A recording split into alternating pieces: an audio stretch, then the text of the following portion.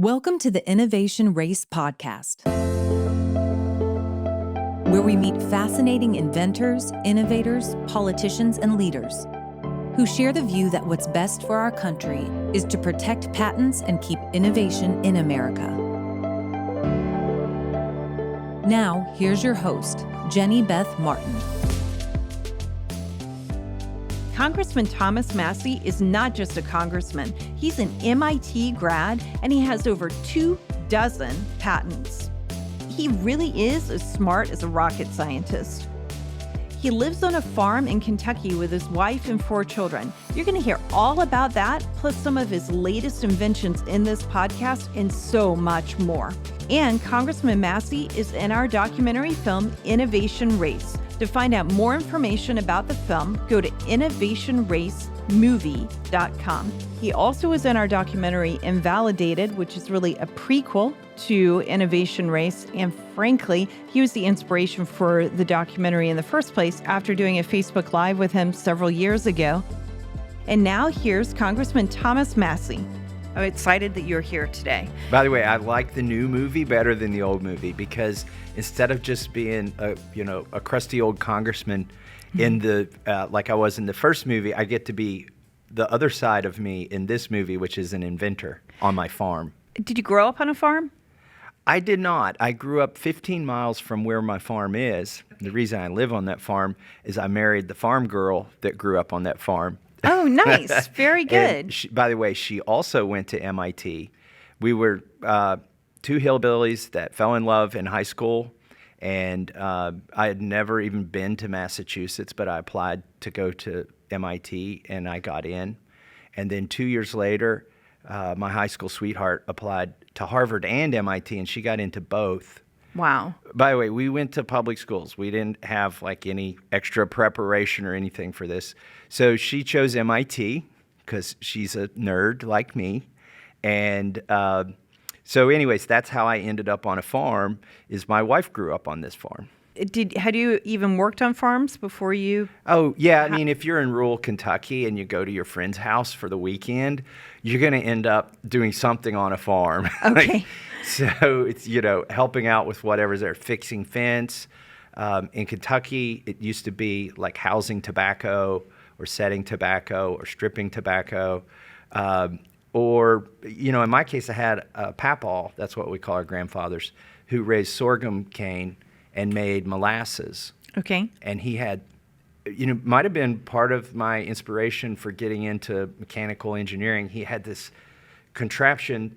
It used to be drawn by a horse, and then he got one that was powered by the PTO on a tractor. It was these giant cogs and gears and belts and this squasher thing, and you would put the sorghum cane in it, and you didn't dare let your fingers get in it because it just pull you through and squash you. Goodness. And it would turn the sorghum cane into juice, which then he would cook on this pan that looked like a maize, and at the end of the maize, you would get molasses. So the contraption that he had for that, is it one that he purchased, or did he? He purchased it, but it was old, and he had to keep it going. Yes. And the belt would slip sometimes, it was just, but it was one of those old pieces of equipment where there's no safety covers. Right. So you could see how everything worked. Okay. We don't get that very much anymore. Too many regulations to allow that. Yeah. I'm not saying it's a good thing, but I'm saying I did get to see some. I mean, I'm talking about a gear that's like 3 foot in diameter. Right. Yeah. So you went to MIT. What did you think you were going to be doing with your life when you went to MIT? Well, I didn't think I'd be in politics. Oh, my gosh. I like creating and inventing, and which I did quite a bit of at MIT, and started a company while I was there, built a haptic interface, which allowed users to feel 3-dimensional objects that were created in virtual reality. And it was a force feedback device. It wasn't like a buzzy thing. It was a thing that actually pushed back against your finger or your hand when you tried to go through a wall that had been programmed by the computer. And so I got patents on it. That's where I also learned about patents. Right. I invented this thing, and it was kind of like 5 weeks of intense work in the machine shop and soldering, kind of like you see in the movie, the girl in the movie. Right. And it was my thesis, though, my undergraduate thesis. Oh, wow. Okay. And then, like, at 3 a.m., I got everything plugged together, and it worked. And it worked far better than I ever imagined it would work. And I called my professor at 3 a.m., which probably I shouldn't have done, right? And I told him, you got to get in here. It works. It works better than we ever imagined. And so he came in, and like he said, I'm going to call the technology licensing office over. And I'm like, what's that? And they were like, well, they're going to help us get a patent on this. So they came over and explained patents and disclosure. And, so we had to have people sign forms if they wanted to see it, that they wouldn't disclose it. Right. And to protect the patentability of it. And MIT let you keep your invention rather than the school owning it, right? Good question, because it's a fine point. At MIT, the policy is MIT owns the invention if you're a graduate student. Okay. Because you're probably so enmeshed with the university, because they're helping to pay your way through grad school. You've got a teaching assistantship or research assistantship. You've got or fellowship. resources with all their equipment and but if you're an undergraduate, you probably got student loans and you're paying them money. Right. And so anything that comes out of your engagement as an undergraduate student belongs to you. So you own your undergraduate thesis and everything involved. Now, in my case, there was a professor who was a co-inventor. So it was, a little bit, it really didn't complicate it that much. But at the end of the day, I could have walked away with my idea and patented it myself, but I still had the same sneakers, senior year that I had freshman year. Oh. I didn't have the money to go file a patent. Right. And I think at the time, I'm not sure if they had things like provisional patents. Not quite sure, but I didn't know about them if they existed at that time. So he brings the people in. They're signing the So MIT non-disclosure. comes in and they explain to me. They assign a lawyer to me, and this is also when I found out you could just give your idea to a lawyer and hope they write you a good patent. It doesn't always work very well that way. You need a close relationship between the lawyer and the inventor, so that the lawyer knows what to put in the claims. Okay. Because it's not going to be immediately obvious to the lawyer what is the spark of ingenuity in that patent. And also, the best person to figure out how to go around the patent, how to invent something differently, is the person who invented the first thing. Right. So you have to sit there and imagine, okay, if somebody's going to rip me off, what paths would they take? And you think those up and invent those and then put those in your patent. So you need, the inventors can't just take a bunch of papers to a law firm and get a patent. That doesn't work very well.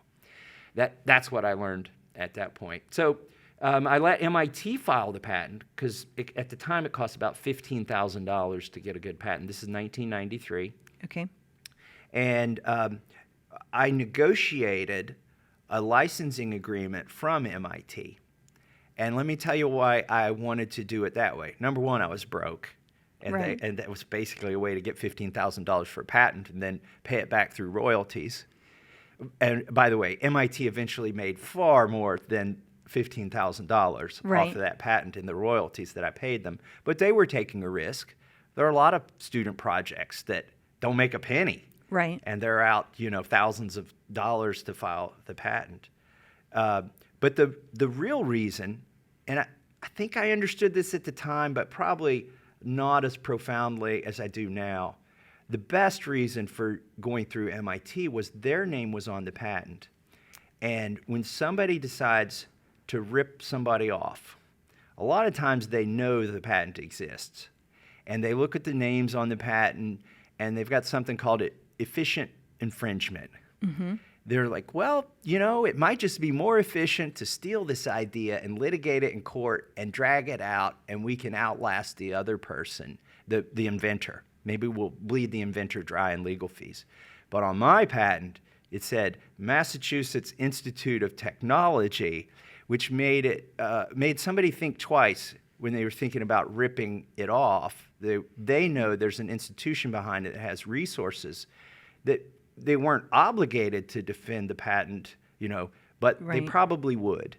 And so that's another reason to go through MIT. And because I could at any point walk away with my own invention and go get somebody else to give me $15,000 to file the patent, I had leverage to negotiate a small royalty, smaller than if MIT had owned it. What was it used for? So our first idea was to make medical simulations so that you could train surgeons. Okay. Imagine a flight simulator for surgeons. Right. Because the problem, you can't train a surgeon using a mouse, right? Right. And a 2D computer screen, because They've got to feel it they've and got know to what feel they're it. Like if you're going to do an epidural, right. you need to know what it feels like when the needle punctures and how much force is too much. Are you doing the right thing or the wrong thing? Right. And if you mess up and it's a simulation, just like with a flight simulation, the consequences aren't tragic. You just hit undo and you try again until you get good at it. But it turned out the venture capitalists, by the way, I did get venture capital because I had a patent. Okay. That's the first thing, like in the movie on Shark Tank, when they say, hey, do you have a patent on this? That's the first thing the venture capitalists ask. Okay. Can you protect this? Right. They want to know, really, I think the venture capitalists have 3 requirements, or this was the case back when I raised, the money. In the 90s. In the 90s. They want to know that you have a good team. Like, a good idea without a good team is worthless. Like, who's going to execute this plan? Right. So it's like getting in a spaceship. You need all the right people to complete the mission. And sometimes the venture capitalists know if there are 1 or 2 astronauts who, you need a doctor on the flight and you don't have a doctor, the venture capitalists could say, well, we've got a doctor. Okay, right. Here's your doctor. So you got to have a good team. You got to have a market. Like, it could be a really cool thing, but if you can't make money with it, why would they invest in it? So there's Right. got to be an existing market. And then finally, you've got to have that intellectual property, the competitive advantage that threatens the status quo, that is defensible. Right. Once you get into battle with the big guys. So we had all of those things, and we raised venture capital, and they, even though they say they invest in risky things, they spend a lot of time trying to reduce risk. Right. And if it's too risky, they won't invest. And that's the problem with PTAB, as we talk about in the movie. There's a new risk for investors, that your patent might be pulled out from under you, like a rug. Right. And so that's an additional risk, and they factor all the risk in and lower the amount they're willing to pay you based on the risk, right? They're like, well, this is risky. So, for instance, one of the risks that they took is the risk that I could die. I was, I think 22 years old. I felt I was pretty healthy. Right. I mean, I don't work out, but I wasn't overweight. I had no real comorbidities. Right. But they insisted on getting key man insurance on me. This is how risk averse they are. They wanted a $2 million life insurance policy on me. So they can recoup their investment. Yeah, because they were investing $2 million. And they're like, well, if our mad scientist dies, we might be high and dry, so let's get some insurance on him. I wasn't, I'm not real comfortable with that, knowing that if I die, somebody gets $2 million. But I eventually agreed to it, and they said, well, come in and go to the doctor, and we'll take your blood. And I'm like, what? So I refused to go, and they sent a nurse to my office. And I looked down, and she was drawing some blood because they wanted to make sure I didn't have some terminal disease to get the life insurance. Again, they're trying to get the best price possible, right? Right. So she's drawing blood from my arm, and I looked down, and I looked at her, and I said, wow, they really are blood-sucking venture capitalists. But they're not. They're not. Okay. Right. So maybe in that case they were that day. But so, they invested $2 million, and one of the risks they wanted to avoid was regulatory risk. That's another risk for them. You get into a market, and the regulations keep you from completing the mission. And within healthcare, there are a lot of regulations. Right. And we weren't treating patients per se when doctors were training with our device, but there was still some risk that, you train the doctor the wrong way, somebody gets hurt by a doctor, they go back and they decide to sue you because you helped train the doctor. So what we decided to go after and decided it was an easier market to reach and more lucrative and less risk was sculpting inside of the computer. Okay. So we hired, with the help of the venture capitalists who were assured, because we had patents, that if they invested this money, we could recoup it because we would have a period of exclusivity. And we had, there was a race. Right. You had to make your money back before this becomes public knowledge. That's the deal with or public use. That's the deal with patents. That's the big bargain in the Constitution. We give you exclusive rights to promote progress of useful arts and sciences, but only for a limited period of time. And you have to disclose it all to the world. You have to tell them. I say it's like, Kentucky Fried Chicken. I forget, is it 13 herbs and spices? Whatever it is. Yeah. That's a secret. And you can't make Kentucky Fried Chicken at home because they've never released that secret. Right. Coca-Cola's the same way. The deal with patents is you agree not to keep anything secret. Right. You have to tell everybody all everything. Your notes and everything are out there. Right. In your disclosure of the patent. If you don't, your patent can be invalid if you try to game it and keep some secrets and then patent some of it. So you really have to disclose how you patented it or how you build it. So we disclose things like, this is the model number of the motor that we use. Here's where here's who makes it. Here's how much torque it puts out. Here's the ratio in the cable reduction. I was really nervous, It's right. like, wow, this is like a rip-off manual. A patent is a manual for how to rip off the idea. Which is very risky for the inventor. Yes. Right. And actually, this is one of the things I changed in the bill that I've introduced, which they mentioned in the movie. It's got like a dozen things to improve the patent system in the United States. One of the changes that was made a few years ago that I really don't like, and I think it's bad for inventors, is the Patent Office started disclosing your patent application even if you didn't get a patent. Oh. And so one of the things I would change, and it's in my bill if it were to pass, is to go back to the way it was, like 10, 12 years ago and say, if we don't give you a patent, we're not going to give the world your how-to manual for how to rip you off. Right.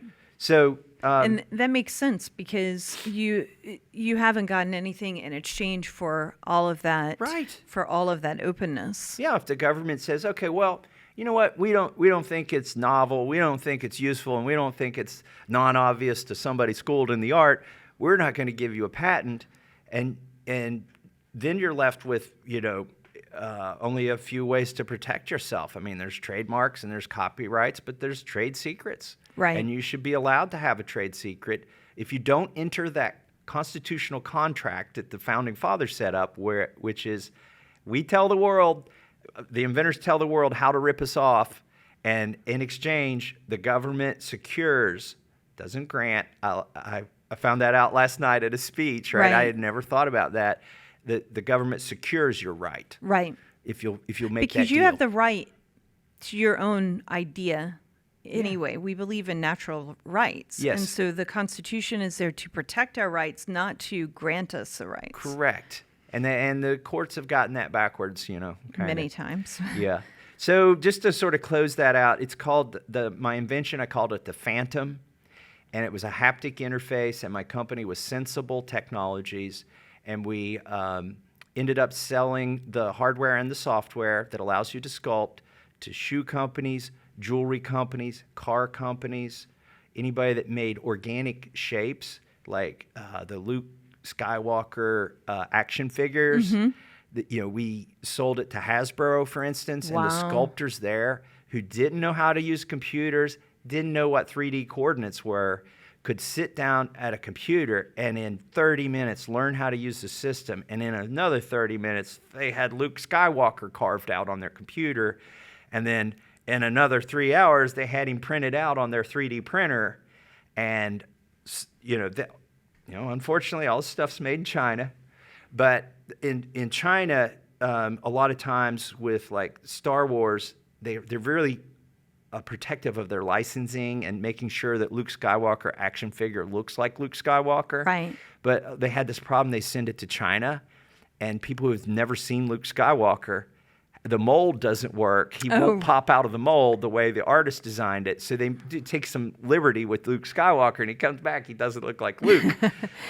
So anyways, what we were able to do is show the sculptor while they were sculpting, since they were doing it in virtual reality, we could show them the manufacturing issues, and the artist could fix it right there. So it would come out looking like Luke Skywalker. That's right, every single time. So anyways, that's what we did. We did 3 rounds of venture capital. We had the hammer down, gas pedal to the floor. We wanted to become a public company, and we did not become a public company. We kind of hit a single or a double, and the company was eventually sold to 3D Systems, which is a 3D printer company. Okay. All right. Well, sometimes it may be better not to be the public company and be able to sell. Yeah. It allows you to do other things. My next company, like for the Clucks Capacitor, which is also mentioned in the movie, the chicken tractor that moves itself. If you've not seen the movie and you're listening to this podcast for the first time, I have an invention on my farm. It's like a giant Roomba, but it's got chickens in it. And it's right now, today, while I'm speaking with Jenny Beth Martin here in Washington, D.C., it's in my field in Kentucky, moving around with 48 chickens in it. It's powered by solar power. It collects rainwater, and it's got a little shocker to keep animals from getting into it, from burrowing under it. And there's no floor on it, so the chickens are eating grass, and they're not walking around in their poop from yesterday because that's somewhere else on the field. It's already fertilized the field, and they've moved on. So you can raise pasture-raised chickens. And it just moves. It moves around so the chickens stay in it and move around. Yeah, and it moves slowly. It moves 1 inch every 10 minutes. So, if you got a chicken can't move 1 inch every 10 minutes, you got a chicken problem. Right. But it's got a little flapper on the back to discharge non-ambulatory chickens. Or if you're raising egg layers in there and they don't put an egg in the nest box, let's say they put it on the ground, it could come out the back through the flapper. Is that where it came out in our documentary? Yes, on the documentary. Yes. Although it's vastly improved from the movie. It takes a while to produce the movie, and science and technology moves quickly. Right. So I am like another light year beyond that version of it. We need to just go out and get an update, film an update. Yeah, you're welcome to. But I'm excited to do that. But that's not going to. We don't plan to raise venture capital for that because we found an angel investor. Oh. There's kind of there's pros and cons to both. And did you patent the Clucks Capacitor? Have you patented it? Yes, I filed a patent. We're still going to try, right? Okay. Even though PTAB exists, right? I think it's still worth trying, right? To secure our invention through a patent. I'm sure if we are successful, we'll have challengers, we'll have rip-offs, and they'll try to invalidate our patent in PTAB. Right. And but we're giving it a good try. And you got an angel investor. Angel investor, he's funding the prototypes. And it's exciting. We'll see how it goes, and we'll have more time to get it to market than if you had venture capitalists. The venture capitalists want to succeed or fail within a 5 to 7 year window. Okay. And if you haven't succeeded, if it doesn't look like you're starting to hit a home run in the 5th year, they're like, let's wind this thing down. Let's sell it. Let's get our position out of this. Right. Well, it seems like with farms there would be you've got a big market with that, and then you also would it also appeal to people who have these that are raising chickens like in their backyards or so we want to make 2 versions of it. Yes. One of them's really cute and it looks like a little house. Yes. And it would not look out of place in your yard. And it would hold like 3 or 4 laying hens. Okay. But you'd never have to deal with poop because it moves every day, and there's not enough poop that accumulates in its footprint in a day to be an issue. The next rain that comes, it just sort of dissolves into fertilizer. It doesn't develop a mat of poo and feathers and wood chips like it would in a stationary chicken coop. Right. And every day it's moving it moves a foot every 2 hours. So it'll move the length of itself in a day. Okay. So it just and it moves in a straight line. So we'll have one for like backyard people that want to raise laying hens. Right. But the sort of sweet spot for this chicken tractor, we call it the Clucks Capacitor because it runs on capacitors. There's no battery. Right. That's part of the invention. Pretty So sure. you don't have to worry about a battery filling a landfill later. That's or right. all of the work. Because my from first invention had a battery in it. You know, like one of those Barbie Jeep batteries. Yes. That You like to take batteries out of vehicles. Oh yeah. Okay, so the Barbie Jeep battery. Yes. Yeah, because my house runs off a battery from a wrecked Model S Tesla. But long before I took the battery out of the Tesla, I took a battery out of a Barbie Jeep. Yeah, that's a good point. And before that, I was taking the batteries out of my remote control cars to run things when I was a kid. But so that's, it runs on capacitors, which don't wear out, not in our lifetimes. And the sweet spot is like raising meat chickens, actually. Okay. And that's what I have in my Klux Capacitor chicken tractor right now. I have 48 meat birds. Okay. Who will, in a couple weeks, go to freezer camp. Okay. Well, we'll just leave it at that. What it Freezer takes camp to keep the world going. Yes. So if you like chicken wings, you gotta go through freezer camp. Freezer camp. Yeah. You just get so excited about inventing and patents, but you have now seen what it was like to file for a patent in the 90s, and now you're trying it again post America Invents Act. What are the kind of changes that you've seen over the years? Well, it's now first to file instead of first to invent. So if you've got an idea and you've reduced it to practice, you better get to the patent office as soon as you can. That disadvantages the little guy. The big guys have, lawyers on retainer. And they've already been through an They've attorney. been through the process. They've got a well-beaten path to the door of the USPTO. Right. They may know the examiners. Right. Because they've had the same examiner on another patent. They've got so many advantages the big guys do in a first-to-file situation. And they know what documents are going to be needed and to keep up with the model number on the all of it. One of the ways you can kind of beat that is you can file a provisional. Okay. And that's something I didn't do with my first patents that I did because MIT was doing them. They just filed a real patent right off the bat.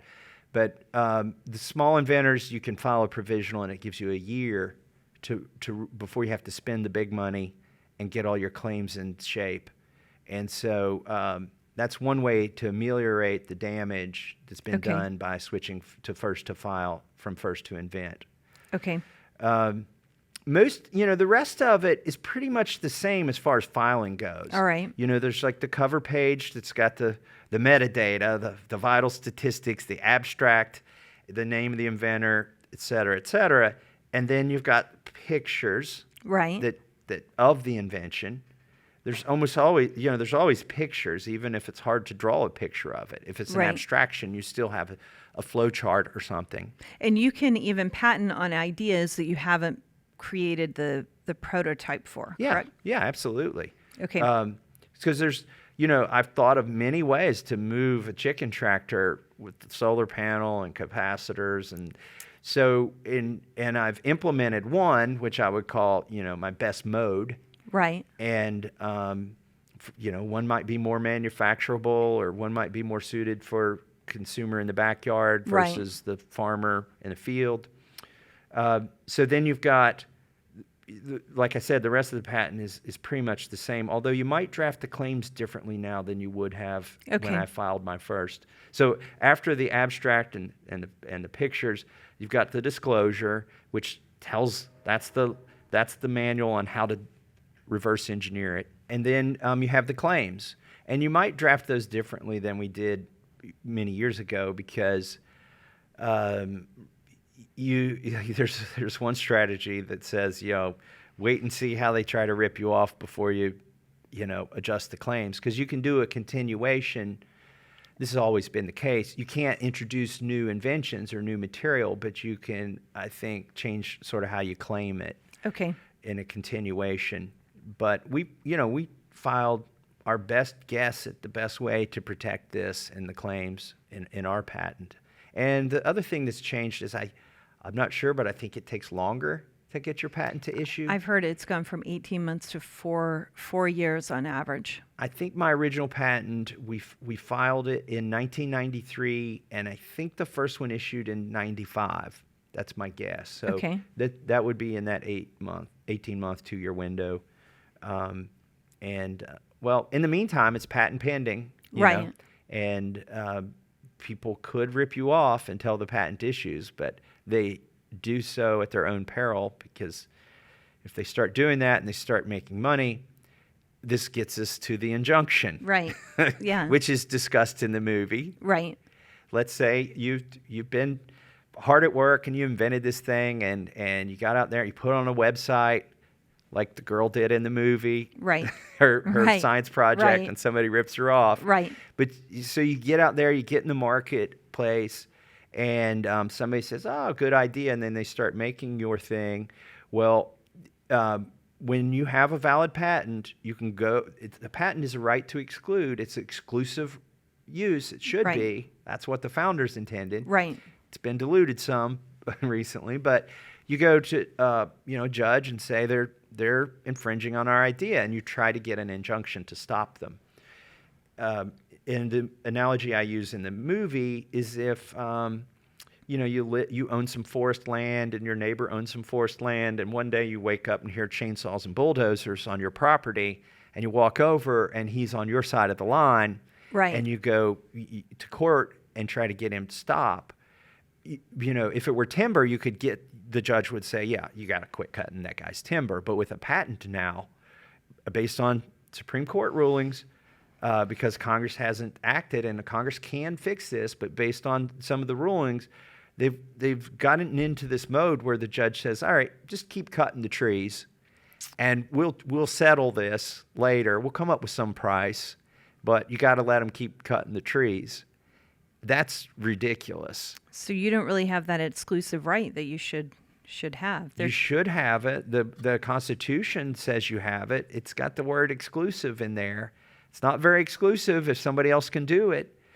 But again, I think it's still worth filing a patent. So we filed the patent for the Clucks Capacitor, and I anticipate there'll be some ripoffs. And you know what?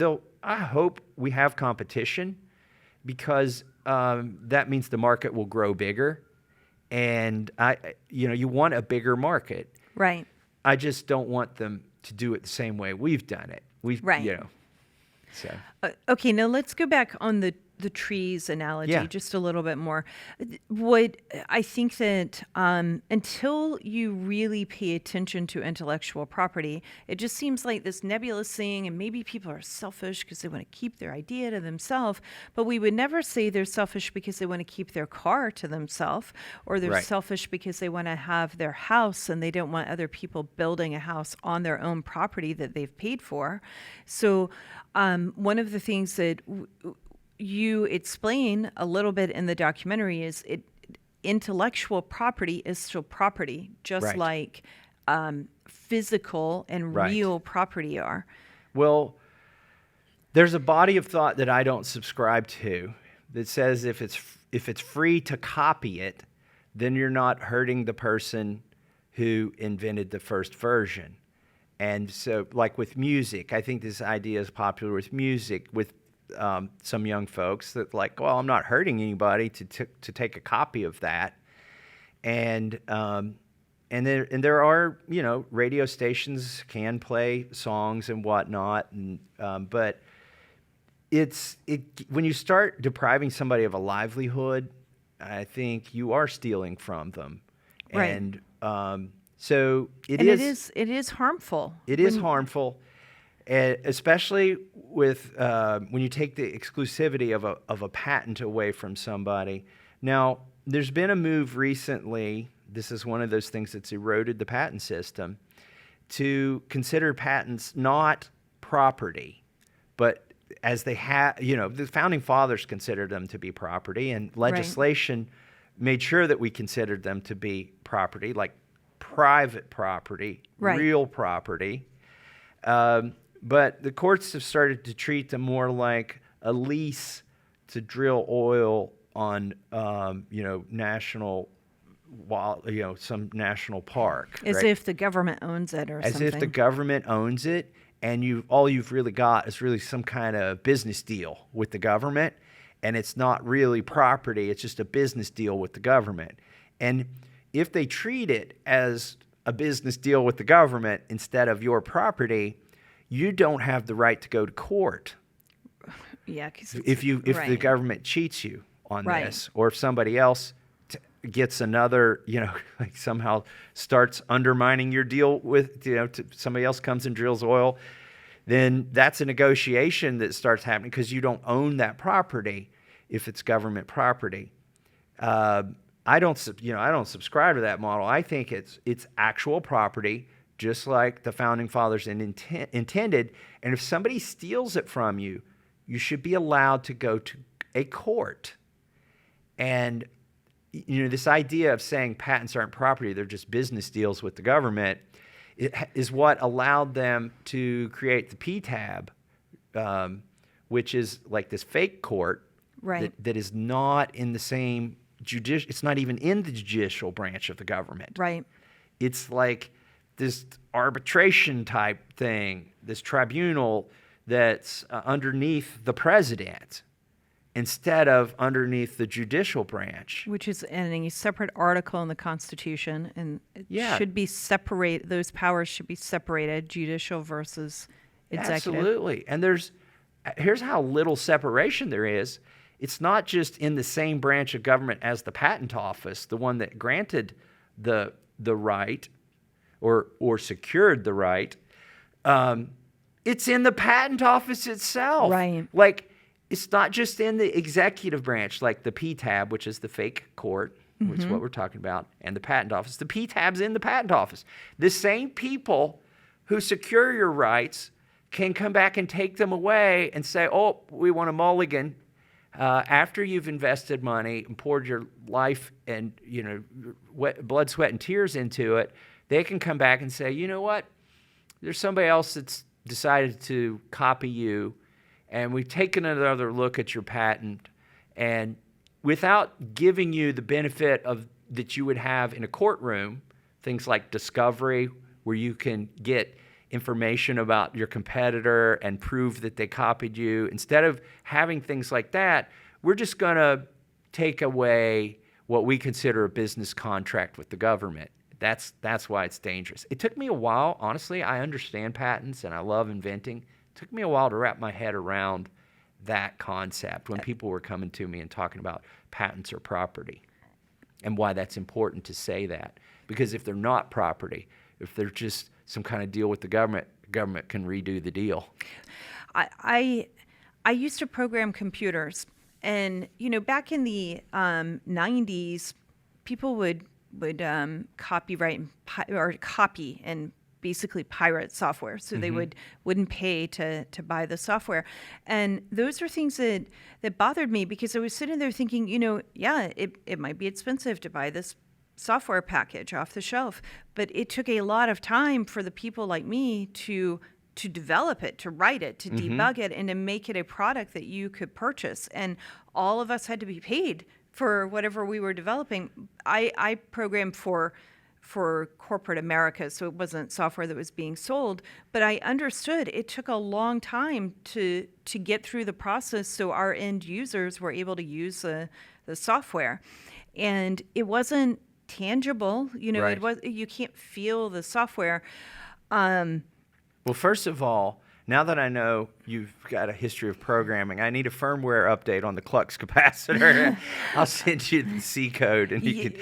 Yeah, probably. I haven't programmed in a while, so it may Okay. not be the best one. But But in all seriousness, so but I am good at debugging things. Well, that's the key to being a good programmer, because everybody makes mistakes, and the question is, do you spend 5 minutes, 5 hours, or 5 days trying to find a stupid mistake? Because I make them all the time. It's completely a side note. On our tech team, a lot of times they'd be like, of course you're finding the bug. Yeah. They'll code something for me, and I'm like, oh, I just did this, and here's where it went wrong. And they're like, of course it breaks with you. But By the breaks way, with me, probably because I find the glitch and then I sit there and go, what did I do to cause this, so that they can go solve the problem. if only Congress would debug their own code. If they would Because- think about their code Yeah, before they pass it, right. just a little. There's so many glitches and bugs in it. I mean, some of them are intentional. There's rarely an Easter egg in the code. Sometimes there is, but it was put in there by some, lobbyists that wanted some special treatment. Those are their Easter eggs. Right. But They're no, usually rotten eggs for the rest of us. back to the programming. And there are, I don't want to discount, there are business models where you can give stuff away. Like you can give away your intellectual property, and then you make the money on the ink that goes in the printer or whatever, Right. or people give donations. You can have legitimate business models for that, but that's your choice to give, to offer your intellectual contribution in that manner. Because you own the property, you Right. can determine how it is used. You could collect royalties for it. You could have the exclusive right and manufacture and allow no one else to use it. Or you could decide this is so beneficial to the world that I'm just going to donate it to the world. That's fine, but you shouldn't be compelled to Right. donate or compelled to allow people to make your product, turn your idea into a product if that's not what you want. Right. I mean, it could be the case that we get so good at making Clucks capacitors that we give away the plans and let the source code be open, and then people could improve on the code and do things we've never considered. We've also thought about making the COOP itself open source, and then having only the Klux capacitor, the mechanism that moves the COOP, Right. the protected or patented thing. But there are lots of business models, but at the end of the day, it's your property. You created it, and it's what incentivizes people to do more of it. In the roundtable after the debut of the movie last night, we talked about some of this, and I've heard people tell me who aren't really inventors, but they say, oh, inventors, it's just in their heart. They're born wanting to invent. They love invention, and they would do it even if we didn't have patents. And I've thought about that a lot, because that describes me. I was born wanting to invent. I was taking Right. stuff apart in the first grade and keeping junk in my room and figuring out how to put it together in other interesting ways, and did that all through grade school. And I think it's inside of me. But and I know a lot of people like that. They would invent even if they couldn't make money at it. They would go every week and donate blood plasma if that's what they needed to have an income so they could keep inventing. There's some people that passionate about inventing. But guess what? That's a really bad model for encouraging invention, because even if you want to invent, if you can't make a living at it, it's only going to be a hobby and you can't do it for very long.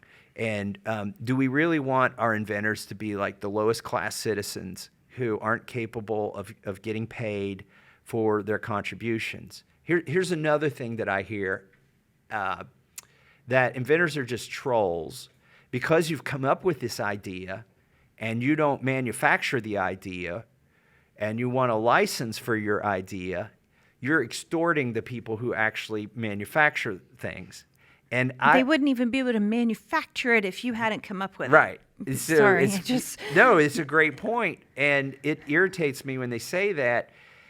I can understand why some people think that the value is only in the creation, but then I try to ask them about, well, what about authors? So authors write stories, but Right. there are very few authors that own their own printing presses and their own bookstores and their own distribution markets. What they do is the thing they're good at, Right. Which is putting words together, ideas, intellectual property, Right. and then somebody else prints the books. That doesn't make them trolls. No. They're not extorting the printing companies and the publishers for royalties. The publishers and the printing companies are paying them for their intellectual contribution. And I think you should think about that the same way when you think about royalties for inventors. Right. And it's very important to remember it's not forever. It's for a fixed correct. period of time. Correct. It's exclusive right for a limited period of time. It isn't forever. So they have a small time to recoup some of the investment, the blood, sweat, and tears that they put into coming up with this novel idea. And they can use that to invent something else, or they can use it for whatever they want. But if they can't even recoup, there's no incentive at all. Let's go back to how do we solve the problem with the patents? So we've talked about your invention experience from college, well, actually from remote control cars all the way through to Clucks Capacitor. But there are problems right now with the patent system, and you've got a bill to help solve those. Tell us about that. My bill's called RALIA, Restoring America's Leadership and Innovation Act. And it does a lot of things. I'll talk about the things that are most important to me and I think are most important to inventors. One is it lets you get an injunction. If somebody's stealing your idea, you need to be able to stop them. I mean, that's what the Constitution guarantees you, but because of a Supreme Court ruling, it's not always possible now. So my bill fixes that.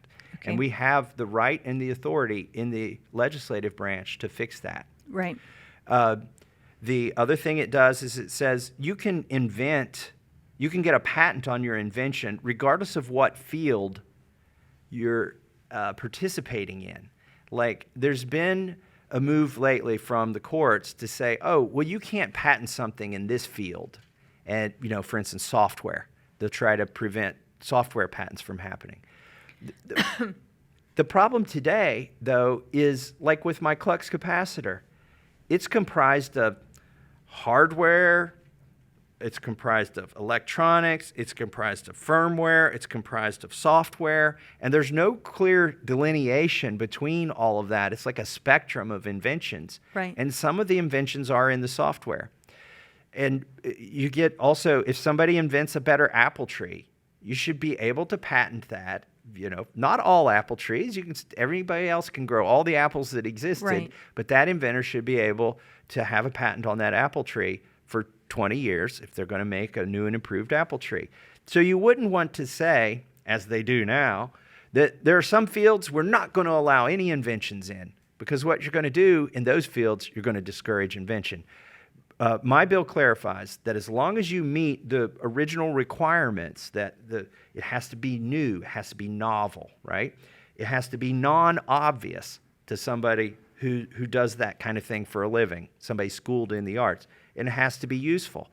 As long as it meets all those standard requirements for a patent, you should be able to patent it. So patentability is something it addresses. We try to... we don't try. We take a hatchet to the PTAB in my bill. We would repeal the PTAB, and you would be able to have your day in court instead of having your day in some administrative tribunal if somebody tries to attack your patent. So that's really important to know that you have some certainty and predictability of your patent, and if somebody tries to steal it, that there's a presumption that since the government approved it, they secured it to start with, they're not going to take it away from you. So those are, three really important things. And then I think we already discussed it would fix the first to file. It would go back to first to invent, which would take away the big advantages that corporations got when Congress changed that about 12 years ago. So those are a few of the things in the bill. And it's a very ambitious bill. But we've got at least 24 co-sponsors. And I'm on the Judiciary Committee where these topics come up. And my goal, look, I'll settle for a small bite at the apple. We don't have to eat the whole apple at once. If I have an opportunity to get even just one of those ideas passed, either standalone through the Judiciary Committee or attached to somebody else's bill, if they've got an idea for improving the patent office, I'll say in the committee, hey, let's amend yours and add mine, and your bill will be even better. And if I can get a majority of the committee to vote for that, this is a bipartisan issue. It doesn't go along party lines, so it won't matter who's in the majority. Right. as long as I can get a majority, which would be comprised of Republicans and Democrats, for the whole bill or any small part of that bill in the Judiciary Committee, then we can get it to the floor of the House and we can make it law, and inventors are going to be better off, and so will the country. So people could call their member of Congress and ask them to co-sign. The number of co-sponsors is important because it shows their support for that, and it increases the probability that I can get a hearing on that bill in a committee and that I could get it passed on the floor of the House. So I do need help with co-sponsors. The best way to do that, don't email, don't write a letter, just pick up the phone. I know it's old-fashioned, but long distance is free now. We used to have to pay for it. Yeah, I remember those days. It's cheap enough that it's practically nothing's free, right? You're paying for it in your right. phone bill. But since you've already paid for your long distance in your plan, go ahead and use it. Call 3 people. Don't call any more than 3 people. There's only 3 people who are going to listen to you in Washington, D.C., because there's only 3 people you can vote for besides the president. That's 2 of your senators and your 1 U.S. representative. Make those 3 phone calls. If you don't have it handy, if you don't know the HR number for this bill, just say Thomas Massie's patent bill. Right. It's really important. He's an inventor. He's thought about this for decades. He knows what we need to do to restore the balance in the system so that the big guys can't rip off the little guys. Please co-sponsor. That's your ask. Please co-sponsor Thomas Massie's patent bill. Okay, so that's very important. Very important ask. I'm going to ask you one more thing and ask your opinion on whether you think this would be useful. So we have the film, and you and I both have said it'd be great to get every member of Congress and the Senate to watch it.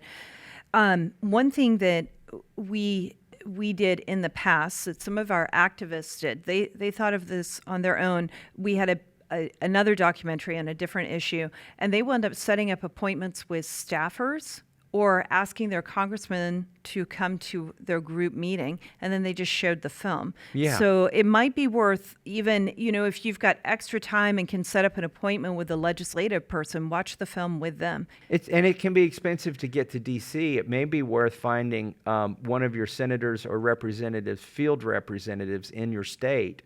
Okay. And connecting with them, and you've got this movie, and it's, I think, 70 minutes long.